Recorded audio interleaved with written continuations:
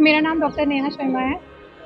हाल ही में पश्चिम बंगाल में RG are medical college के अंदर एक ऑन ड्यूटी पीजी रेजिडेंट के साथ बहुत ही ब्रूटल रेप और उसके बाद मर्डर कर दिया गया। और उसके बाद उस इंसिडेंट को छिपाने के लिए उनके पेरेंट्स को सुसाइड का नाम दे करके उन्हें 3 घंटे पहले वेट कराया। उसके बाद जब पोस्टमार्टम हुआ, जब ये मामला आगे आया, तब जा करके उनका पोस्टमार्टम हुआ और फिर उसके बाद उनके फेस पर मल्टीपल स्क्रैचेस, आंखों से, विजाइना से, हर जगह से ब्लीडिंग हो रही थी। इवन उनके जो लेग्स थे वो 90 डिग्री के एंगल पर थे, विच कांट हैपन जब तक कि पेल्विक गर्डल का फ्रैक्चर नहीं कर दिया जाए। तो उस पूरे इंसिडेंट के अंदर डेफिनेटली एक इंसान से ज़्यादा थे। उनके बॉडी से 150 ml हमें सीमन भी मिला है ऑटोप्सी रिपोर्ट के अकॉर्डिंग। और ये एक इंसान का काम नहीं हो सकता। It was a gang rape and then brutally murdered and she was tortured. उसके बाद गवर्नमेंट इस चीज़ को छिपाने की कोशिश कर रही है और हम चाहते हैं कि उन्हें जस्टिस मिले।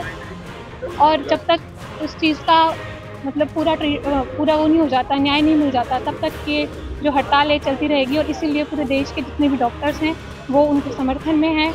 We want justice and we want justice. वहाँ की पुलिस प्रशासन जो अभी वहाँ के जो सस्पेक्ट हैं संजय वाई जिन्हें अरेस्ट किया गया है, वो वहाँ के बिल्डिंग से फ्राइडे को निकलते हुए पाए गए थे। और वहाँ पर एक ब्लूटूथ डिवाइस मिला था जिससे उनका मोबाइल फ़ोन जब उन्हें पकड़ा गया, क्योंकि वो थोड़ा संदिग्ध मिल रहे थे, घूम रहे थे, तो उन्हें जब अरेस्ट किया गया तो उससे वो मतलब कनेक्ट हो गया ब्लूटूथ डिवाइस। पर बात यह है कि वो इंसान खुद एक सिविल वॉलंटियर है कैलकाटा पुलिस के, तो उन्हें कभी भी हॉस्पिटल में आने जाने की परमिशन थी। और सबसे बड़ी बात, वो इस तरह की घटिया हरकत करने के बाद में पुलिस प्रशासन का जो शेल्टर होता है वहीं पे जाकर के वो इंसान वहाँ जाकर के सो गया। बिकॉज लॉ की तो हमारे देश में कोई वैल्यू ही नहीं बची है।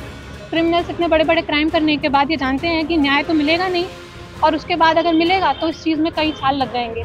तो वो इंसान इस तरह की घटिया हरकत करने के बाद सो गया। और इसलिए फिलहाल ये जो हाईकोर्ट है, वहाँ के हाईकोर्ट ने, कैलकाटा हाईकोर्ट ने इस पूरे मामले को सीबीआई को सौंप दिया है। तो और सबसे बड़ी बात, सीबीआई के वहाँ पर आने से पहले ही पूरी की पूरी बिल्डिंग के अंदर 2 से 3 हज़ार की संख्या में मॉब आकर के इकट्ठी हो गई और उसने वहाँ पे जितने भी एविडेंसेस थे उनको टेम्पर करने के लिए पूरे हॉस्पिटल के अंदर तोड़ फोड़ कर दी। डॉक्टर्स के ऊपर अटैक किया गया और इसलिए वेस्ट बंगाल की पुलिस के फिलहाल कोई उम्मीदें बची नहीं है। इसलिए हम लोग यहाँ पर पूरे देश के लोग प्रोटेस्ट कर रहे हैं, जिससे कि इस पूरे मामला की जल्द से जल्द जांच हो और जो भी क्रिमिनल्स हैं उनको अरेस्ट किया जाए, उनको पनिशमेंट मिले, इवन उनको तो फांसी दे देनी चाहिए। आवाज़ और बुलंद हो, उसके लिए आगे का क्या करते हैं? जब तक हम लोगों को न्याय नहीं मिलेगा, जब तक उस पूरी प्रशासन मतलब इस पूरी मामले की जांच नहीं हो जाती और जब तक कि आरोपियों को सजा नहीं मिल जाती, तब तक अनिश्चितकालीन तौर पे हड़ताल चलती रहेगी। पहले हम लोगों ने नॉन इमरजेंसी सर्विसेज को बंद किया था, बट अब इमरजेंसी सर्विसेज को भी बंद कर दिया जाएगा। और हम चाहते हैं कि गवर्नमेंट इस चीज़ को जल्द से जल्द देखे।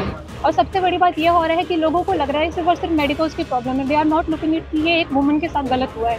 इस कंट्री की बहुत ज़्यादा पॉपुलेशन है जो कि वुमन है, बावजूद उसके भी इस चीज़ के ऊपर कोई ध्यान नहीं दे रहे। लोगों को लग रहा है मेडिकल्स की प्रॉब्लम है, उन्होंने हमें अलग कर दिया।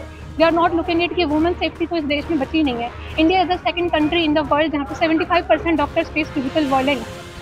चाइना के बाद हम सेकंड नंबर पे चल रहे हैं, उसके बावजूद भी कोई इस चीज़ पर ध्यान नहीं दे रहा है। और अगर ऐसे ही चलता रहा तो ये प्रोटेस्ट चलती रहेगी।